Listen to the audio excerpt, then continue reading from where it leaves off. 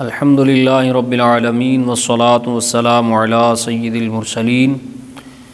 اما بعد اعوذ باللہ من الشیطان الرجیم بسم اللہ الرحمن الرحیم۔ معزز سامعین و حاضرین، آج آپ سورہ توبہ کی آیت نمبر 26 سے ترجمۃ القرآن اور مختصر تفسیر سماعت کریں گے۔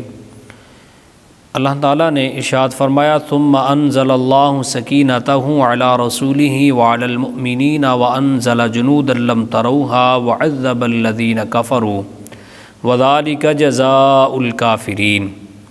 یہ غزوہ حنین کا ہی واقعہ چل رہا ہے۔ پچھلی آیت میں ہم نے یہ پڑھا تھا کہ اللہ پاک نے فرمایا کہ تم پیٹ پھیر کر بھاگ گئے تھے جب تم خود پسندی کا شکار ہو گئے تھے، تو اس میں اللہ نے فرمایا پھر اللہ نے اپنے رسول پر اور اہل ایمان پر اپنی تسکین نازل فرمائی، اور اللہ نے ایسے لشکر اتارے جو تمہیں دکھائی نہیں دیتے تھے،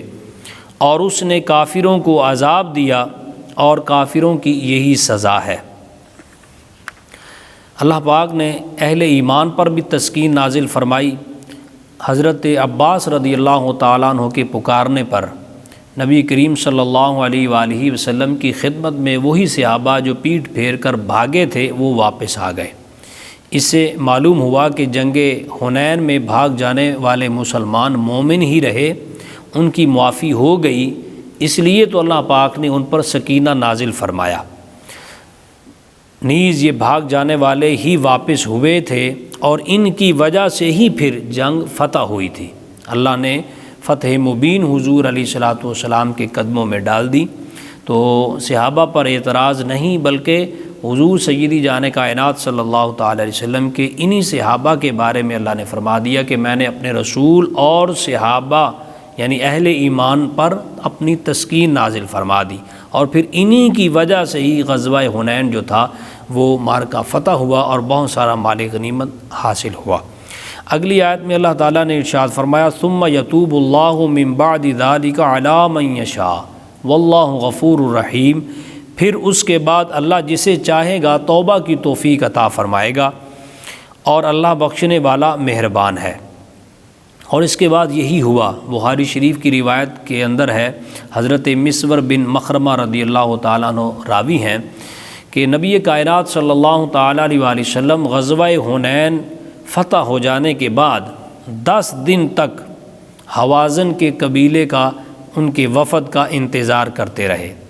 جب 10 دن گزر گئے اور 10 دن کے بعد حضور صلی اللہ علیہ وآلہ وسلم نے جو بہت سارا مال غنیمت اور جو قیدی حاصل ہوئے تھے ان کو پھر مجاہدین میں تقسیم کر دیا۔ تو جب 10 دن کے بعد حضور نے جب یہ تقسیم کر دیا مال، تو اس کے بعد حوازن کہ لوگ وفد کی شکل میں حضور کی بارگاہ میں حاضر ہو گئے، اور روایات میں آتا ہے کہ انہوں نے کلمہ بھی پڑھ لیا، مسلمان بھی ہو گئے۔ تو انہوں نے پھر عرض کیا کہ یا رسول اللہ صلی اللہ علیہ وسلم، اب ہم مسلمان ہو گئے ہیں، تو اب ہمیں ہمارا جو مال ہے غنیمت والا، اور جو قیدی ہیں جن میں عورتیں بھی ہیں جوان بھی ہیں، وہ ہمیں واپس کر دیا جائے۔ تو نبی کائنات صلی اللہ علیہ وآلہ وسلم نے فرمایا کہ میں سچی بات کرنے کا عادی ہوں، اور سچی بات ہی مجھے پسند ہے۔ میرے حصے میں جو مال اور قیدی آئے ہیں وہ تو میں تمہیں واپس کر دوں گا، لیکن جو میں نے تقسیم کر دیے ہیں ان کی گارنٹی نہیں ہے۔ ہاں، میں اپنے غلاموں سے کہہ دیتا ہوں، وہ اگر ان میں سے کوئی کر دے تو ٹھیک ہے، اگر کوئی نہ کرے تو تمہیں کوئی اعتراض نہیں ہونا چاہیے۔ اور ایک روایت میں ہے کہ حضور نے فرمایا کہ دونوں میں سے ایک چیز طلب کرو، یا مال ملے گا یا قیدی ملیں گے۔ انہوں نے کہا کہ حضور ہمیں قیدی دے دیں، مال ہمیں نہیں چاہیے۔ تو حضور صلی اللہ تعالیٰ علیہ وآلہ وسلم نے ایک خطبہ ارشاد فرمایا، جو بخاری شریف کی روایت ہے، اس میں یہ ہے کہ حضور نے خطبے میں پھر صحابہ سے کہا کہ تم ان کے قیدی واپس کر دو۔ تو ان میں صحابہ نے کہا کہ ٹھیک ہے حضور، ہم خوشی خوشی قیدی واپس کریں گے۔ حضور نے فرمایا اگر تم نہیں کوئی کرنا چاہتا تو میں تم سے وعدہ کروں گا کہ جب ہی مال غنیمت میں کوئی قیدی آئے تو میں تمہیں وہ قیدی ان کے بدلے میں دے دوں گا۔ تو صحابہ نے کہا یا رسول اللہ، آپ کی خوشی میں ہماری خوشی ہے، جیسے آپ کہتے ہیں۔ لیکن تفسیر ابن حشام، سیرت ابن حشام کے اندر یہ روایت اور یہ بات موجود ہے کہ حوازن قبیلے کے لوگوں میں بنو سعد قبیلے کے لوگ بھی شامل تھے، اور ان میں ایک زہیر نامی شخص تھا، وہ جانتا تھا کہ یہ نبی کائنات صلی اللہ تعالیٰ علیہ وسلم محمد ہیں جو اللہ کے رسول ہیں، انہوں نے ہمارے قبیلے بنو سعد کی دائی حلیمہ کا دودھ پیا ہوا ہے۔ اس نے آ کے حضور صلی اللہ علیہ وآلہ وسلم کی بارگاہ میں ایک بڑی زور اثر جو تھی تقریر کی۔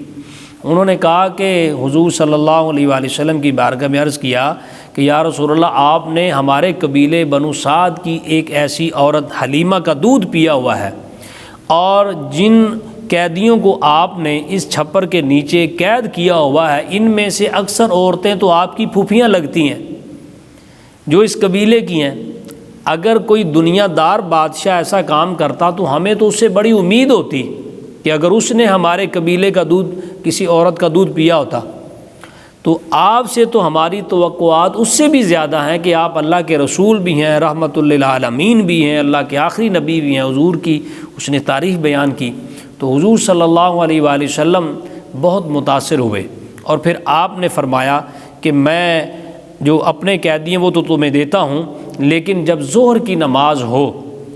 تو ظہر کی نماز کے بعد تم کھڑے ہو جانا، فقولوا انا نستعین برسول اللہ علی المؤمنین والمسلمین فی نسائنا وابنائنا۔ آپ نے فرمایا کہ ظہر کی نماز کے بعد تم کھڑے ہو جانا اور اس طرح کہنا، کیا کہنا کہ ہم اللہ کے رسول کے وسیلے سے مسلمانوں سے اپنی عورتوں اور بچوں میں مدد چاہتے ہیں۔ تو جب یہ انہوں نے بات کی تو پھر صحابہ کرام نے جو ان کی بات ہوئی تھی، قیدی جو تھے وہ انہیں واپس کر دیے۔ اس سے یہ بھی معلوم ہوا کہ استعانت کا لفظ بولنا یہ اللہ کے لیے صرف خاص نہیں ہے، حضور نے خود ان کو یہ لفظ سکھائے، فرمایا تم یہ کہنا انا نستعین برسول اللہ، ہم اللہ کے رسول کے وسیلے سے یہ مدد چاہتے ہیں مومنوں سے کہ وہ ہماری عورتوں اور بچوں میں مدد فرمائیں۔ تو یہاں سے یہ معلوم ہوا کہ اللہ تعالیٰ کے علاوہ بھی استعانت کا لفظ بولا جا سکتا ہے، اور اللہ کے نیک بندوں کے لیے بھی یہ بولا جا سکتا ہے۔ ہمارے عقیدے میں یہ بات ہے، لوگ اعتراض کرتے ہیں، تو میں نے یہ عرض کر دیا کہ اللہ تعالیٰ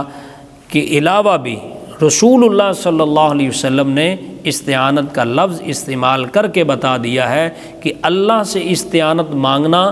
اور معنوں میں ہے، اس کے بندوں سے جب استعانت طلب کی جاتی ہے تو اس کو اللہ کا محتاج مان کر ہی مدد طلب کی جاتی ہے۔ اللہ تعالی ہم سب کو قرآن مجید کا نور نصیب فرمائے، آمین بجاہ النبی الامین۔